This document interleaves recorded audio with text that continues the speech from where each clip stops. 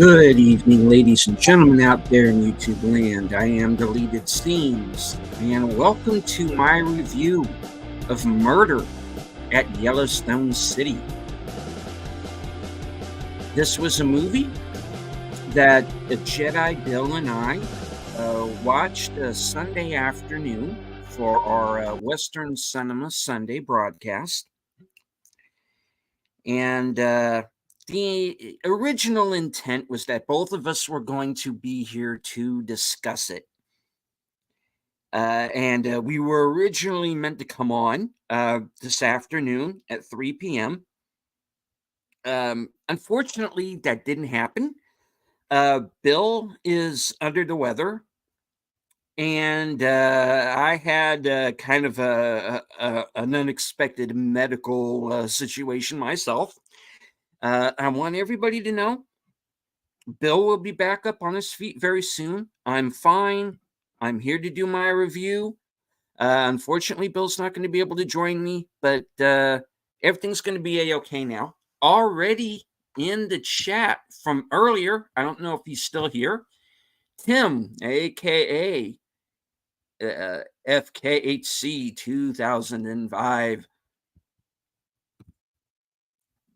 and Lady V Elements. Okay. I'll get this out of the way before I get to the review. Basically, the medication. Well, we think it's the medication that I was given that was supposed to get me ready for the surgical procedure I'm going to have on Thursday. I had like a delayed allergic reaction to it. But I'm fine. I'm not having shortness of breath. I'm going on as normal. I've just got the hives. The roses are blooming. you know. They gave me a shot. They gave me more medication that's supposed to clear it up. I don't know yet what this is going to do for Thursday, but hopefully everything will go as planned. But don't worry about little old me. You're not getting rid of me that easy. I don't know if you're really going to be able to tell on camera, but yeah, I'm a little blotchy, but I'm fine otherwise. Now I know. Now that I know, it's an allergic reaction. It's happened before. All right, so moving on to tonight's film, which is The Murder at Yellowstone City. It is a murder mystery western from 2022. And it's recent enough. I don't think a lot of people have seen it. So, I wanted to kind of call attention to it. Now, the film takes place in Yellowstone City, Montana in 1881. And it opens on Isaiah Mustafa's character, Cicero, riding into town. As he does, he witnesses an explosion. We come to find out that the person who has caused this explosion is a fellow named Robert Dunnigan, played by Zach McGowan. And he is mining for gold. And he finds some, quite a bit of it, in fact. And apparently, it's been the first time in a while that anybody has located gold. It was a gold mining town. The gold apparently ran out. Now everybody's kind of on the skids. Um, Cicero eventually makes it to town, where he meets a young woman named Violet, and played by Emma Kenny from Shameless and the Connors. Um, they get along pretty well, have a nice little conversation, and he goes on his way. He's a man who's kind of trying to get away from his past, and he wants to find some place to settle down and move on with the rest of his life, because he's basically like a freed slave, and that's his background.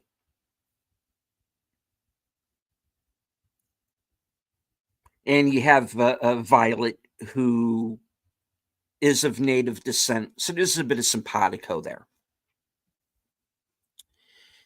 Now, as Cicero moves through town, we meet a number of characters. Um, Gabriel Byrne as the sheriff, Jim Ambrose. Thomas Jane is Thaddeus Murphy, who is the town preacher. We meet Edgar, played by Richard Dreyfuss, who owns the saloon, and Isabel, played by Amy Garcia, who's kind of the queen bee as far as the ladies of the night are concerned.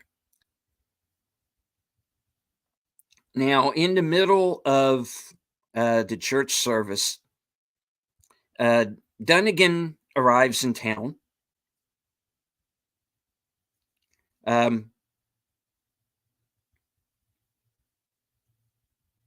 Firing his gun up into the air, which of course scares the crap out of everyone and immediately brings the sheriff. you know, he finds gold. He actually goes home first before he goes into town, where we meet his wife, Emma, played by Scotty Thompson, who you might remember from NCIS and Skyline. She's in the 2009 Star Trek. And instead of celebrating with her, he leaves her at home, and he goes into town. And the party to end all parties ensues. Everybody gets hammered. The women of the night, as it were, are retained. They are very busy. We find out Dunnigan has had a thing going on with Isabel on the side. Now,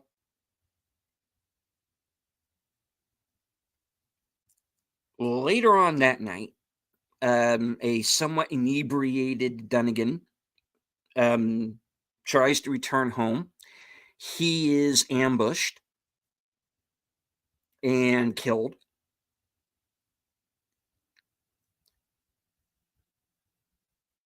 He is found the next morning, brought back into town. Cicero, being the stranger in town, is, and yes, also because he is black, he is automatically blamed, and he is arrested after a scuffle. And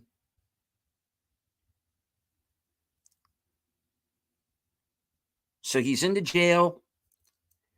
The preacher's wife goes to visit him begins to has a conversation with him, and finding that he's something of an educated man. He's someone who reads Shakespeare. She starts to think, I don't think he did it. She's not convinced that he's involved in any way. And then Violet goes to Sheriff Ambrose and says that, well, his horse was never removed from the stable.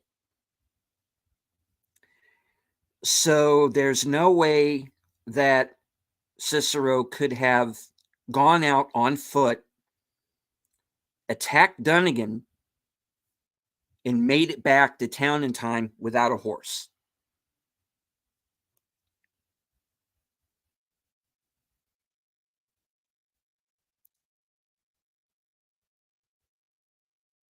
Um, but the sheriff, being kind of the way he is, he goes into the whole spiel of, he didn't just kill Dunnigan, he killed the town's hope, you know. So he keeps Cicero behind bars for now.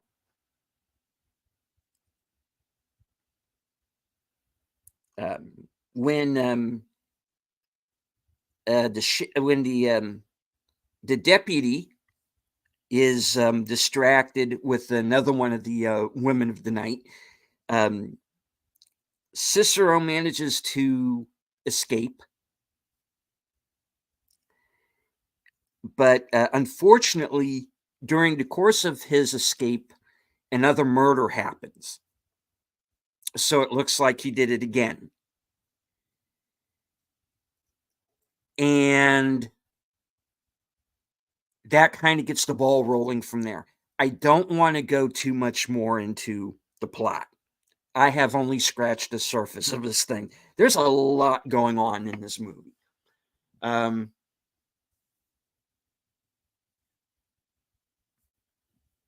Lady V says, I cringed the moment he started flying off at the mouth about his findings. Yeah, that's usually the first sign that you're going to get. Sometimes you just got to be quiet. Cicero had a target on his back as soon as he rides in. That's also true.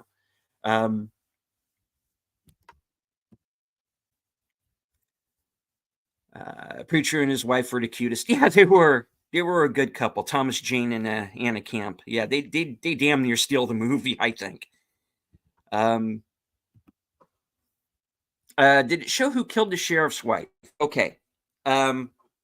What Lady V is mentioning here is the sheriff has a backstory. His wife is recently deceased. We are told how that came to happen, and how that's kind of coloring how he's handling this particular case.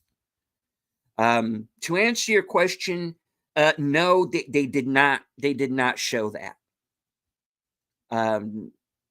It's talked about, but we don't see it happen.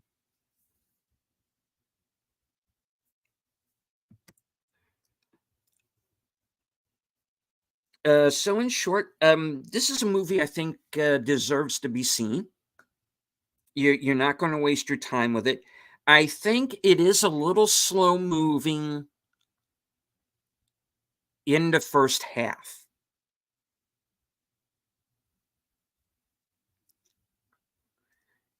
It does suffer from maybe having a few too many characters. You kind of there's a lot to sort through. There's a lot of information that you learn about certain characters, how they are interrelated to one another. Um, it's one of those. It's one of those towns where everybody has a secret, and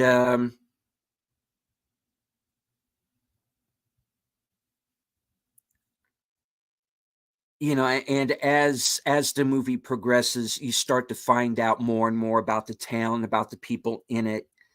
Um, and everybody doesn't make it to the end, unfortunately. So, unfortunately for them, and it kind of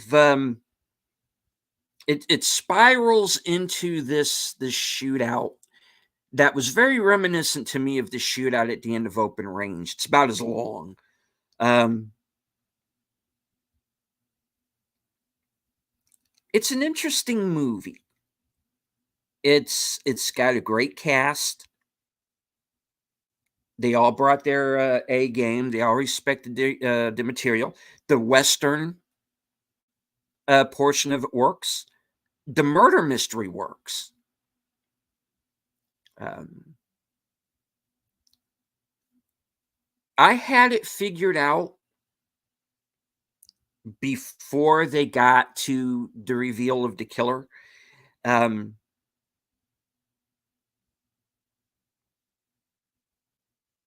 and there's even a twist upon that.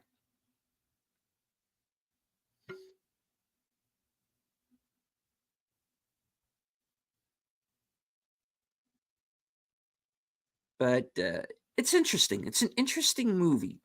Um, it is it's something I would have imagined seeing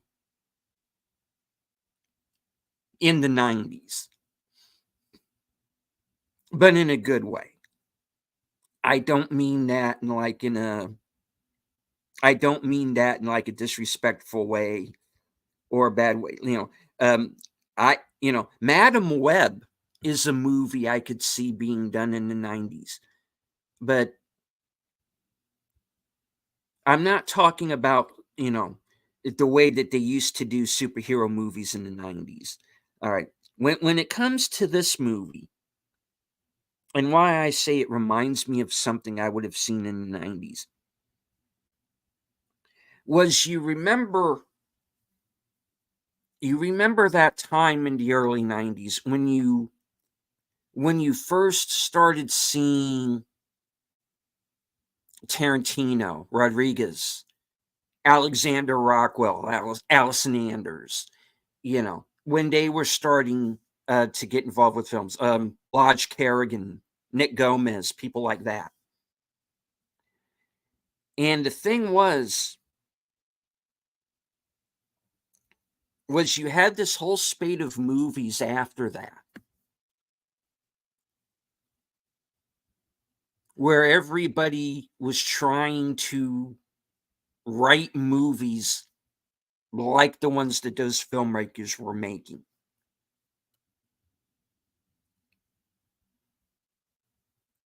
You know, and movies started to get a little boring and predictable there for a while.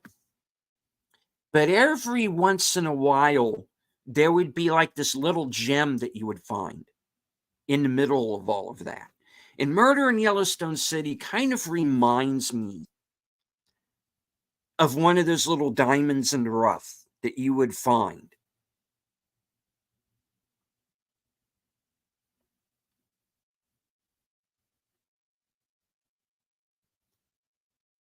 So I am recommending this movie. Go and seek it out. It is available on Amazon to rent or to buy. Um,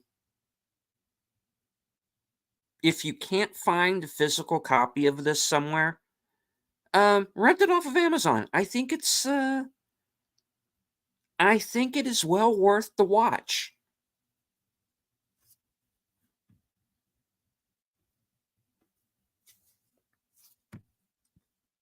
Uh, Lady V says it was good. It was only slow for the audience to indulge in a murder mystery, then it took off. Yeah, like I said, that first hour will seem slow to some people, but it has a lot to set up. It sets up There are story beats that need to be set up. There are character motivations that need to be set up, and this is a movie with a lot on its plate. It's very ambitious, but it's very well done. It's well acted, it's well shot. Um, it looks like a movie when so many movies these days don't. You are not going to waste your time with this, folks. Um,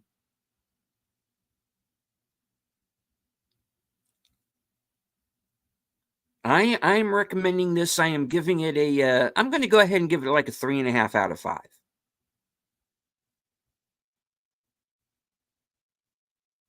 Seek it out. You're not going to be disappointed. You know, like I said, when it came to the reveal of the killer, and you get it probably, I would say maybe 75, 80 minutes into the movie, you get the reveal of who the killer is, and you eventually find out why this individual is doing this. And there's a lot after that. There's still story going on, you know. Um, this was an interesting one. This was a pleasant surprise. I think the scene with the preacher's wife and Cicera was done awkwardly when they were in the hideout getting shot up. Well,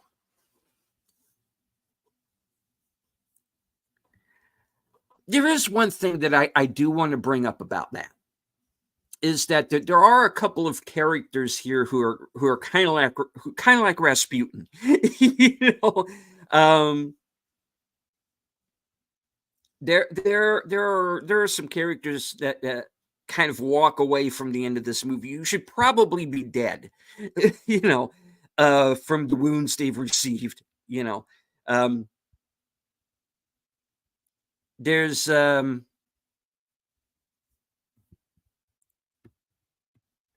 says it looked like he was getting hit though, no damages.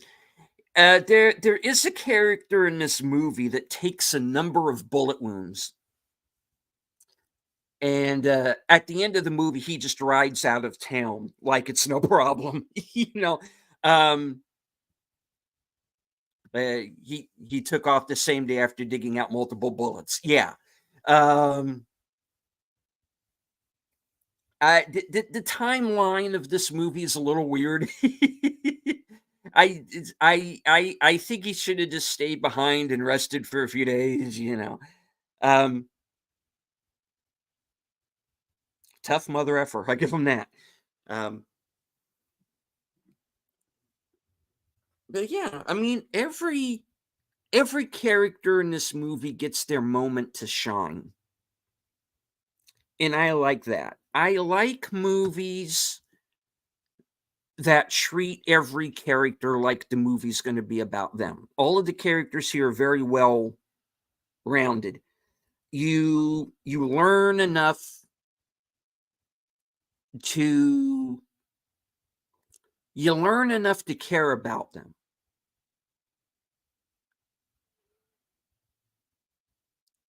You know, or if you don't care, you at least understand why they're doing what they're doing.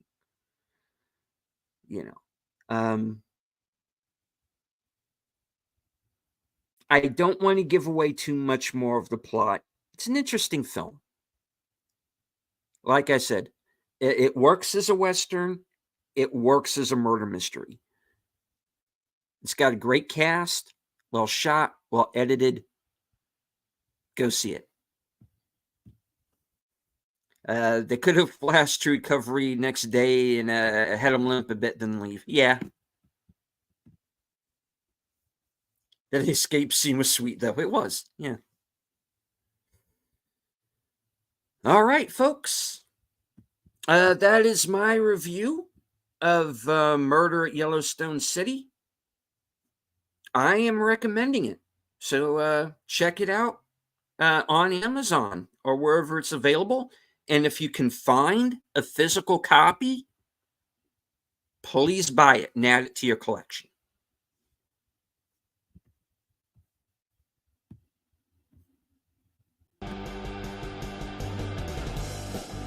All right. I would like to thank everybody who's following along on Twitter. I can't see you, but I know that you're there. Everyone lurking in the background.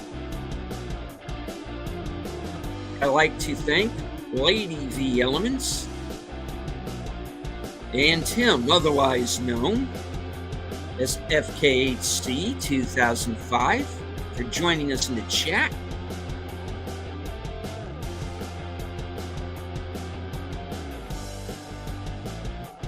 I'm sorry that I brought this review to you so late, but it couldn't be helped. Please watch the replay, hit the like, share out the stream, and if you are new to the channel and you like what you see and you want to check out more reviews, please subscribe.